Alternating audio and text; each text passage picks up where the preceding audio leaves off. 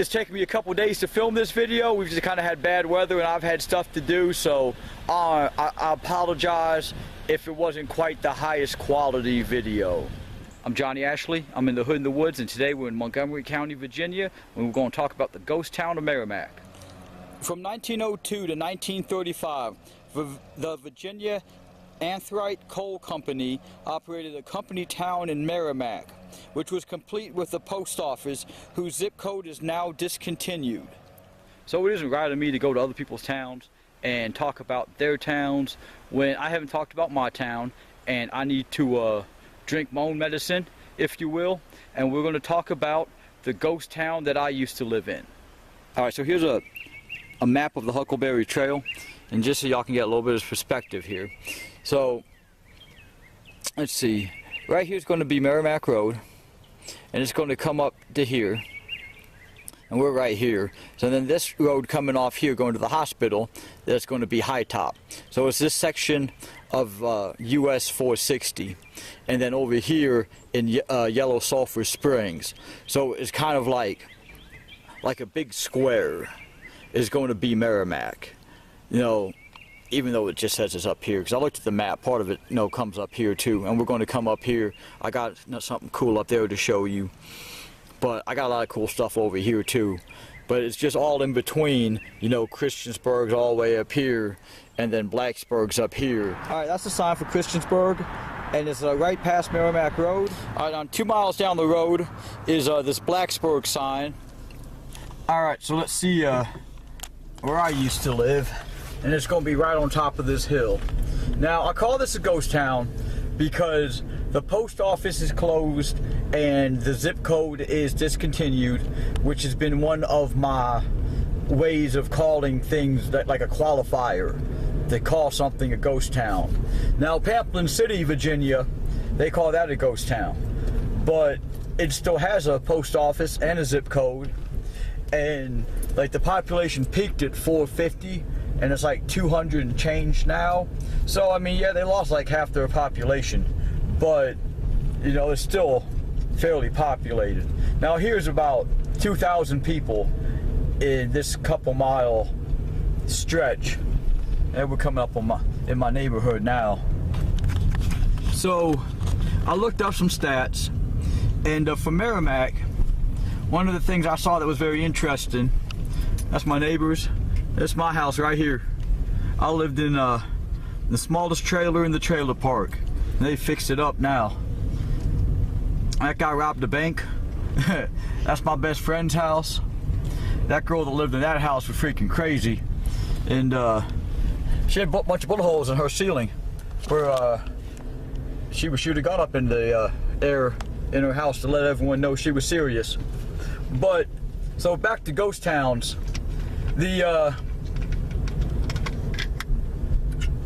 My deal is, like Thurman's another ghost town, but you know, it's not really a ghost town if the Park Service has stepped in and they're taking care of stuff. Now Lignite, that was a ghost town, but you know, it's in the middle of the woods and no one lived there, and there was no post office. You know, it meets all the qualifiers, but like no one else lived there, and it was in the middle of the national forest, so it was going to stay that way with no one living in it. And that was probably like the truest ghost town I've been to, was Lignite.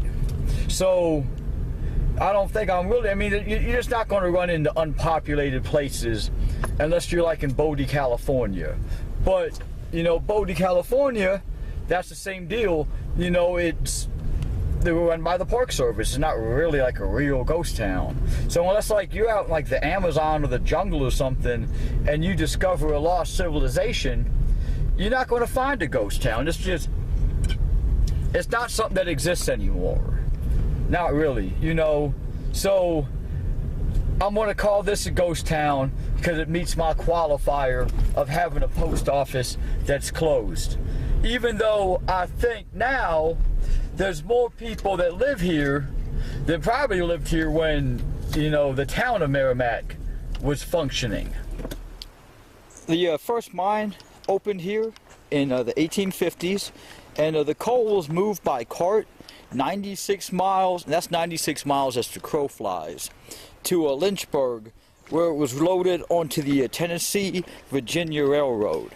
During the Civil War, coal from the Merrimac mine fueled the world's first ironclad ship, the CS Merrimac, and it was owned by a company of the same name, Merrimac. Its first battle, the CS Merrimac sunk multiple wooden ships, ending the blockade of the Chesapeake Bay. It was later renamed the CS Virginia.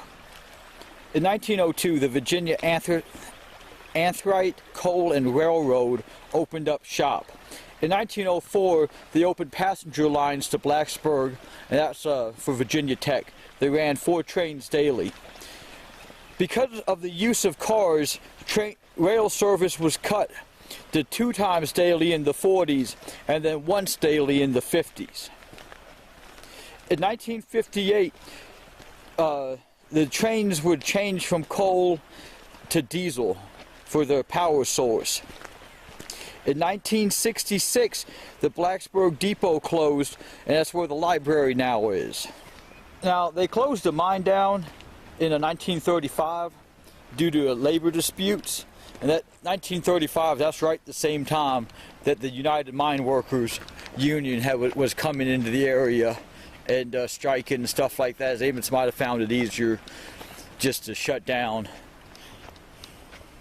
And so the town is on Price's Mountain, which had 181 mines and prospective mine claims. The last coal mine in Montgomery County closed in 1974. This trail was a train line that was discontinued in 1967. In 1999, Radford University students began turning it into a 7-mile-long trail. The Coal Heritage Park is where the town of Merrimac was. It is part of the Rails to Trails program. Virginia coal fields have more than 58,000 acres of abandoned mine land. Montgomery County has 87 acres, and Merrimac is 30 of them. The trail is called the Huckleberry. Merrimac got that nickname from the huckleberry bushes that lined the tracks. So here's the, you can see the concrete pillars for the foundation of it. And this would have been the commissary building, was located here and served the community for their groceries as well as everyday household supplies. These concrete piers once supported the loading platform and post office that were in this building. The commissary was about 75 feet long with a porch that ran along the entire front of the building. The inside of the store also contained a first aid room and an office for the mine superintendent. The picture below was taken before they expanded the store to accommodate for additional uses. So, that is where the post office would have been. This is going to be about where the tipple was. And then they have this stream coming through, and you'll notice the big cement walls. And this was the water that they used to wash the coal. Let's see. Here is the centerpiece of the entire Merrimac community. The tipple was the largest and most prominent building here. Reaching 100 feet high, the tipple was the loading station for the train, the Huckleberry. The Huckleberry would run directly through the tipple. Miners would load the train cars as they would pull up. The coal would be pulled out of the mine and loaded onto the train cars through the hoist system. Before all the coal was put on the train, it would be filtered and separated from the rock and the coal that was too low quality to sell. And that's what the water was used for, to separate it. And then, if we look up over here, you see that other little plaque? There's going to be, let me move this way a little bit. That blue tower. And we're going to magically appear there right now. Just like that. Hollywood magic. The main mine entrance.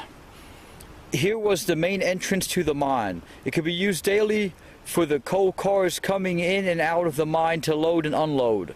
The mine was shut down in 1935. A few workers took most of the coal cars and all of the pumps down into the mine, to which they are to this day. So they just abandoned all their equipment at the bottom of this mine, and this is the gas release for the mine. So this lets, I guess, any methane or any of the poisonous gases that collect in the mine, gives them a ventilation or a way out. This would have been some type of gear system to pull the mine carts up out of the mine. Let's see. The coal car hoist was the force that pulled the cars out of the mine. Each hoist used a large winch-like structure that was originally powered by steam. The picture you see is of two miners being pulled out of the mine by the hoist. So we come check it out. This got just some gears, and there's the cool little handles. And over here is going to be a mining cart. And you know what? You see this stuff? It's not coal inside of it. They took a bunch of rocks and they painted them black.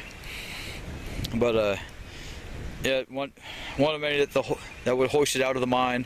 These cars were pulled up by the hoist system. The cars were being built with a low profile so that they could fit deep into the mine to be loaded without having to move coal to the car itself. So I guess you just see it's really low. This comes up to like my hip. So it's right here next to the cart, the tipple. Here is the concrete foundation for the hoist. Here's the first foundation that pulled the coal cars out from the mine. This foundation held the hoist that worked in sequence with a series of hoists to move the coal. The foundations are still here to this day because of the force that was put on them each day in the early 1900s. The picture you see below is of a hoist that the foundation supported. So it looks like that one that we just saw. So right here is going to be the coal stockpile.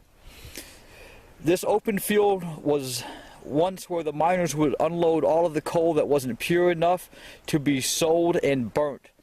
This whole area is covered with thousands of pounds of undesirable rock and coal. During the years the mine was operational, miners would bring loads to be dumped here daily. Most of the coal is now overgrown and cannot be seen except on the face of the hill that's located about 50 yards ahead. So I guess we're going to truck 50 yards through here, and we're going to see if we can see it.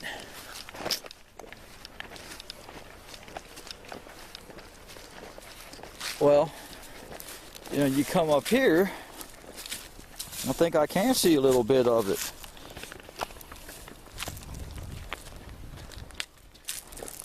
And actually, like, I know this ain't fake because, like, longer you're here, more and more coal you just start seeing. See,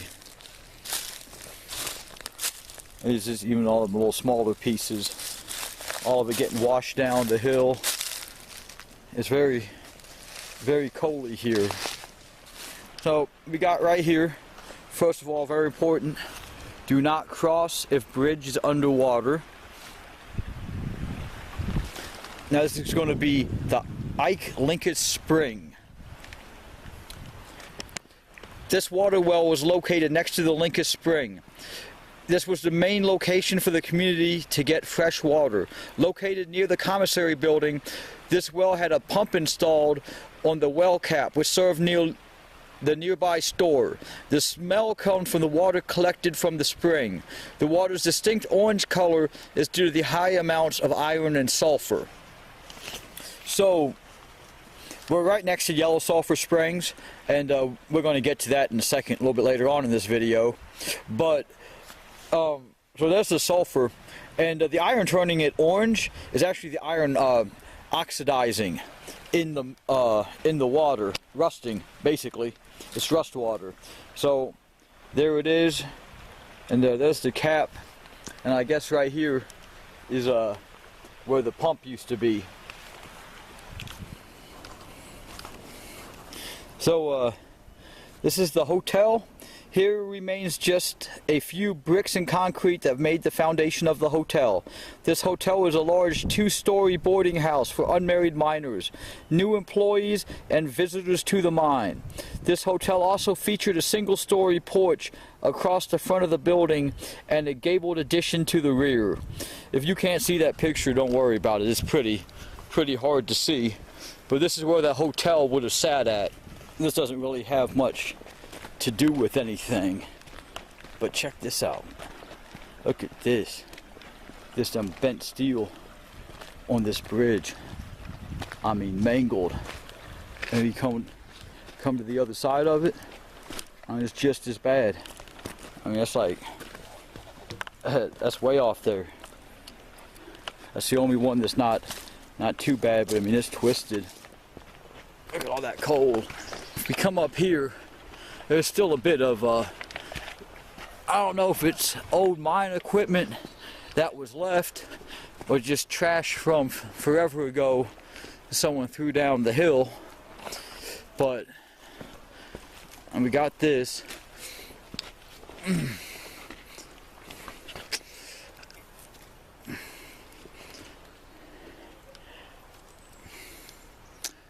I don't know. We see how short it is, though, with the axle coming off the side. Unless the axle's sitting free on it.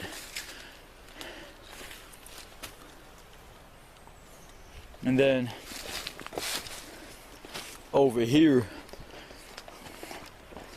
we got this. You know, you just come through here and it's easy, you know, because I lived here for so long. I know all the places to look. Well, you can find all these exposed coal veins. And it's just this right here, anthrotite.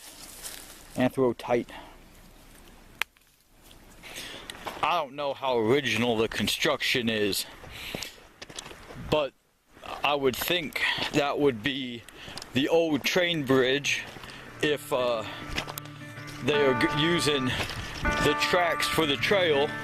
It would make sense that they would use a bridge for a bridge. It definitely doesn't look like it's new poured anything. But we're going to come down here because there's cool stuff down here.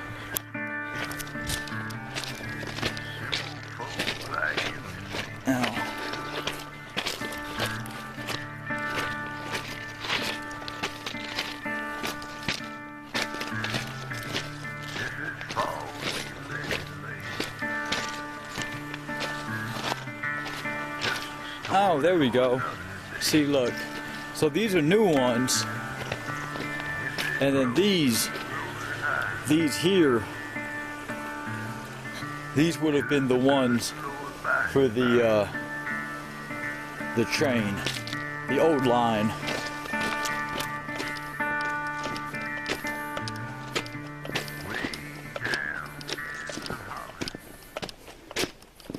So here we are.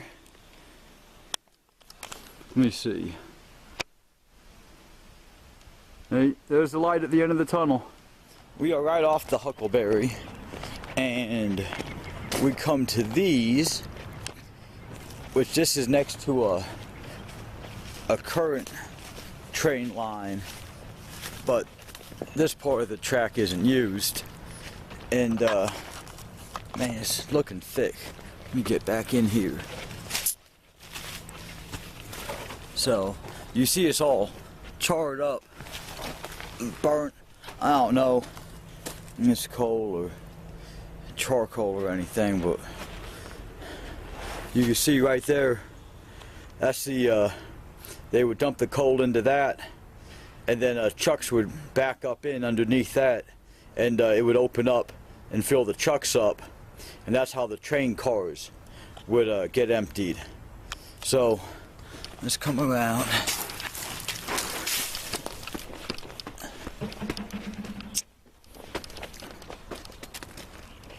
And look, that's on one of the tracks. So we're going to actually have, there's that first one. We're going to have a couple more.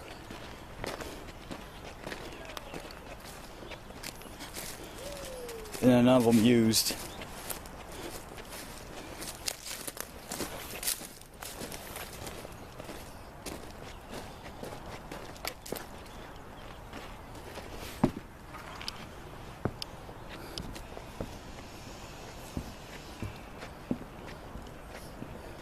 So we can see the top of it. That's what they would dump the coal right into that.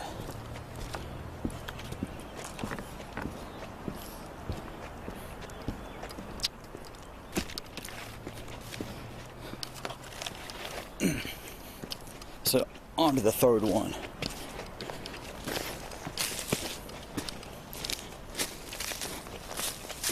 I mean, when you got plants growing up, you can tell how out of commission it is. So they could look like they could dump off 3 loads at one time. This is Montgomery Primitive Baptist Church. It was built in 1922, and it's just on the historical registry. What they mean when they say primitive is it was like Orthodox Baptist. So they was against drinking, they was against a lot of stuff like that. We're at the cemetery in Merrimac, and it's behind old church. But so this is more just what people told me. I haven't found anything about this, but I guess there was supposed to be a big case of a swine flu that came through and killed a lot of people, and there was supposed to be a mass grave up here, but I don't know anything about it. But alright, this is where my kid's mom used to work at, and it's an old Dairy Queen, and it's been out of business for like 2 years maybe. They built a new one in Christiansburg, and this one was a franchise. It was like family owned, so I don't know if they owned the new one, but this was here for the longest time, and it's right next to the Montgomery Regional Hospital, which is right over here, right past it. Up a little further down Merrimac Road, we have the old water treatment plant, and it's I can't come on it, man, because they've got the fence around it, and I know it's used by the fire department. I shouldn't be there, but I have been there a bunch of times because I took the movie Goodfellas a little bit too seriously and thought I could just do whatever I wanted to do. But there's a big old building back there, and then here we have the old pylons where the water used to run down a pipe or something. And then over here we got another building with I don't ever remember that chimney being there, but I remember that building. I can't really see it because of just, you know, the angle of the hill and how overgrown it is. But if we go over here a bit more, there's some huge I don't know what they're for. And then on top of that hill that's right above of us is a bunch of like the big concrete cutouts that they would hold the water for whatever the treatment process was. I'm not sure what the historical significance of this house is, but I mean, it has to be something. It's pretty awesome. And this is the dump down in Merrimac. But not here to talk about dumps. I'm here to talk about these cool little things. These dumps are pretty common. You know, quite a few of them. And people work here, and they decorate with all the cool stuff that people throws away. So we're just gonna see what kind of crazy decorations they're gonna have. This is something that they'll change, you know, after they find, you know, something else, whatever it is. They'll come around, and they seem to like going with the floral design here. And they got all their little trees all lined up, tied down to keep them from flying away. All right, this is Price's Fork Elementary. Now, Price's Fork is another community on Price's Mountain, and so this is the school that all the kids from Merrimac would have gone to, the elementary school, but it has closed down now, and it's being revitalized. And they're turning it into senior citizen apartments, so it will be 55 years and up, and then some of them are going to be income based too, so they'll be for people who make 50 to 80% of the medium income. And so this is what they're doing with that school. They're going to be done in 2020, and it's going to end up being I think 22 apartment units. So we're crossing underneath the 460 bypass, the highway, and we're cutting down to the other side, and we're going down into Yellow Sulphur. Alright, so this is going to be Yellow Sulphur Springs Resort. That's where this whole area gets its name from. So all of this over here used to be a big giant hotel. It was you see all the stones. There was a big hotel, and there was a Victorian mansion here, and all that's burned down, unfortunately. But man, I'm sorry about this sun.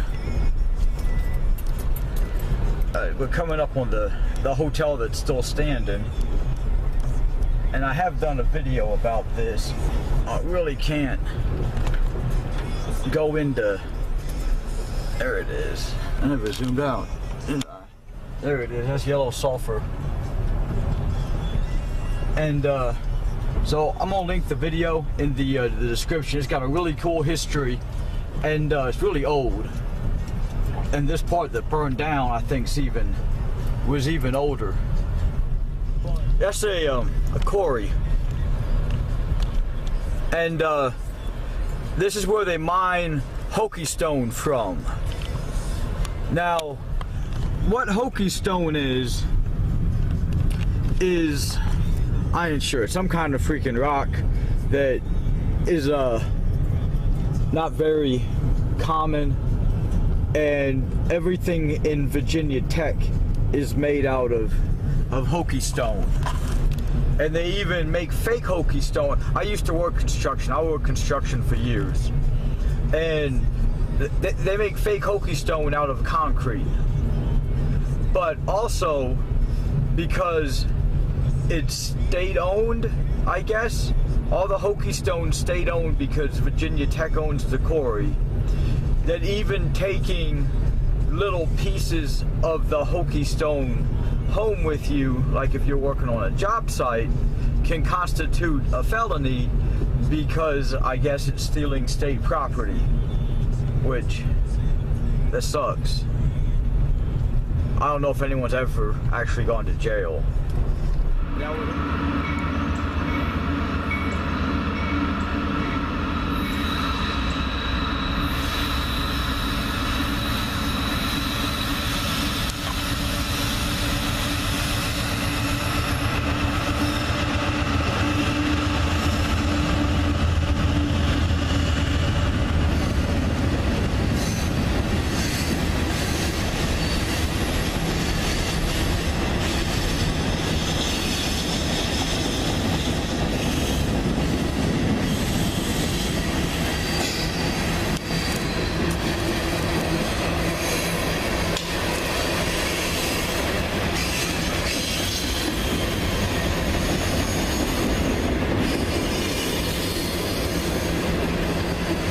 That's pretty cool.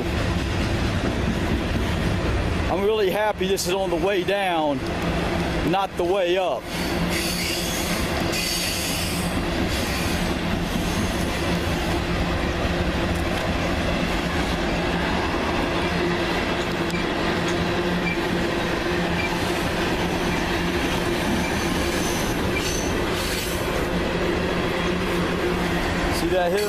about to see some mountain goat hillbillying.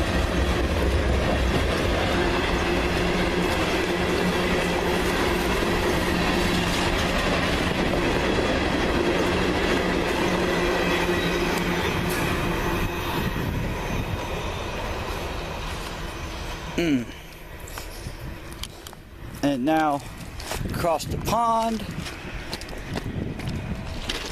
Now we know the track's clear. I'm really happy. I heard that train whistle right when I did, and I could get, and like I'm at a good vantage point. If I'd been a little bit farther down the tracks, you know, that would have been pretty cool because I could have been right here at the tunnel. But I mean, y'all didn't see it. I could have been stuck in that. I could have been stuck in that little corridor too. So, really happy I heard it when I did, because I was nice and comfortable on top of that hill when it came through. That's why you should never mess with tunnels. Never, ever, ever, ever, ever try to go through a tunnel. Screw that. If you like living, don't do it. This has been an adventure coming down here.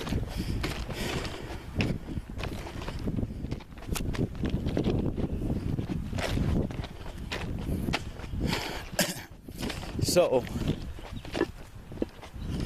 this tunnel, I believe, was built in 1914. So, that's definitely while the Merrimac mine was up and moving.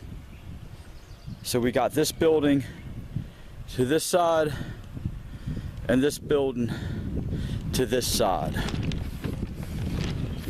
You see, there's not much in the way of steps, but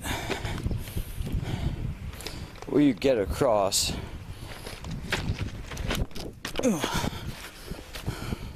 Now I filmed these before. This was about my last video I did with my cell phone. So I hope this one's better.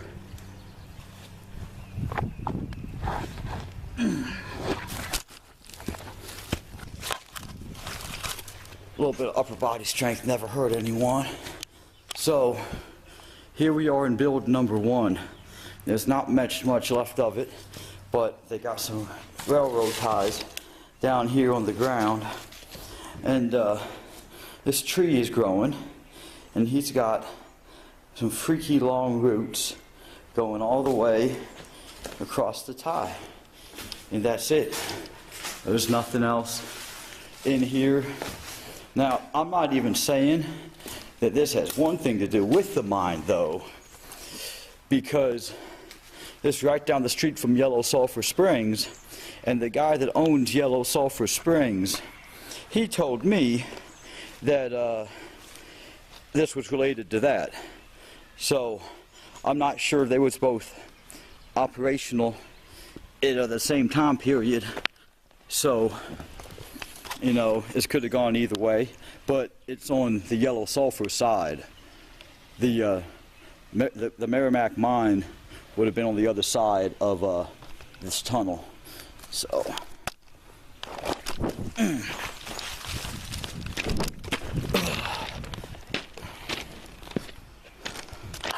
we can come right down here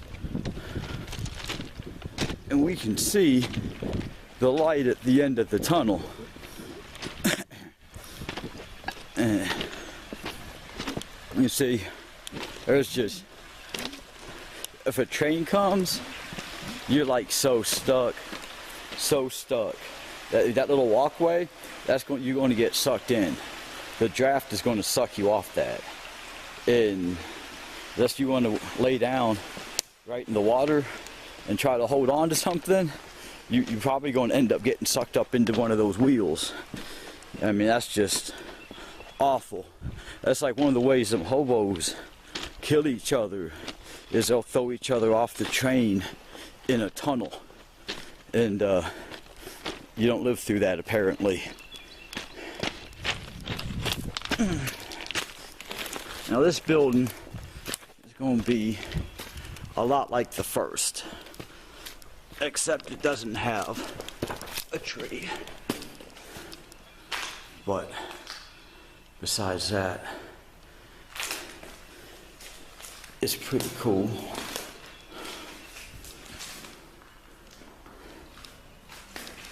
Now this house up here, I've always just found it very spooky. It's not old or anything, it's just, it looks spooky.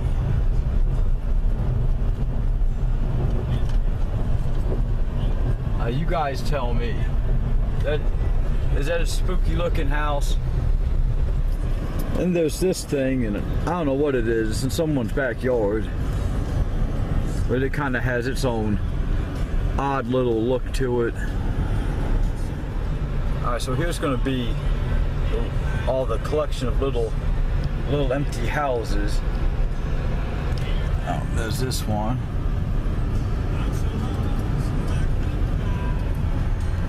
And then there's a buddy right next door. And then this one on that side. And we got some people moved in here with the camper.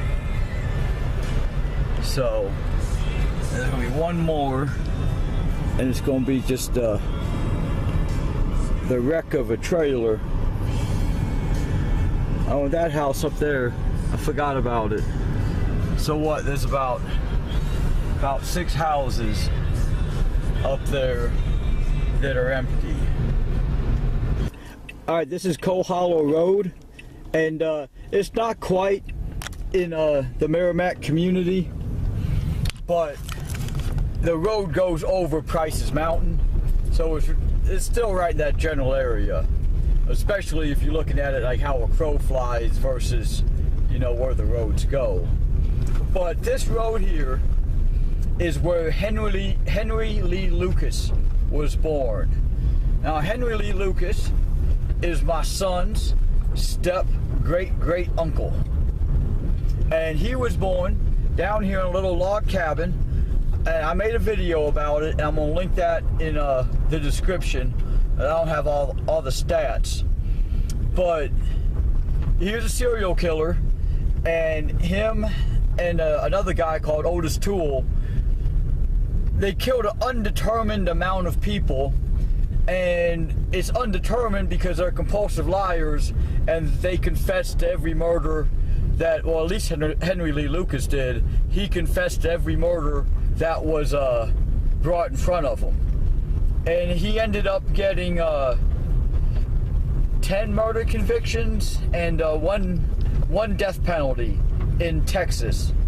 But then Governor of Texas, George Bush, commuted his life sentence, his death penalty, to a life sentence, and he died, I think, in 1998. But I'm not 100% sure on that date. But this is where he grew up. This is where he lived with his mother and his siblings. They had a horrible relationship. His dad died on these train tracks that we're about to come across. He passed out drunk on them, and he lost a leg. And then later on, his dad died of pneumonia because he passed out drunk in the blizzard. Now I'm remembering all this stuff. And Henry Lee Lucas, when he lived here, one of his brothers stabbed him in the eye, and that he had a fake eye after that, a glass eye, I guess. And let's see, what else do I remember from that? They lived in a dirt floored log cabin. His mom was an alcoholic prostitute who would sometimes make her children watch her with her clients. And Henry he killed his mom in Michigan, and he went to prison there for a little bit, but then he got out, and that's when his real killing spree began. But yeah, this road's where it all happened. So at least 10 people lost their life because of a man born on this road which isn't quite in Merrimac, but it's still pretty close. Hey, thanks for watching my video. I hope you liked it. If you did like it, you need to hit that like button. You need to hit that subscribe button. For more mountain music, check out Clovis Draper's YouTube channel. You can find me on Facebook as Hood in the Woods and on Instagram as Abandoned in Appalachia.